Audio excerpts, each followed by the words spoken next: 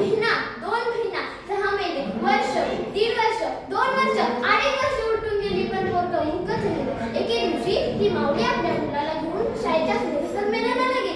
रंगमंचावरील पुढच्याच खुर्चीवर स्थानापन्न झाली. रंगमंचावर एक कार्यक्रम सुरू झाला. नाटक झालं, गाणं झालं आणि त्याच रंगमंचावर एका छावणीचं दृश्य दाखवण्यात आलं. छावणी दिसतात ते पोरगं इतिहासात शिरलं. छावणीचा पडदा उघडला आणि समोर आला त्यांचा तानाजी. हातात लखलखती संख्या घेतलेला, पाठीमागे 10-12 मुले हर हर महादेव असा गजर करणारे.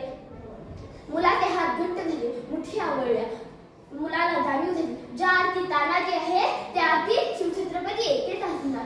श्वास फुलला, रक्त साखळलं, सळसळलं. तोपर्यंत शिवाजी येताना दिसले. आई बघ ते शिवाजी महाराज. एका अवचित क्षणी पोराच्या तोंडून हात गेले. सारं सभागृह शांत झालं. त्या भयान शांततेला छेदत एका माऊलीच्या रडण्याचा आवाज सगळ्या सभागृहामध्ये रेंगाळला. प्रत्येक जण त्या माऊलीकडे मानावरून बघायला लागला. माऊलीला विचारू लागला, माऊली काय झालं?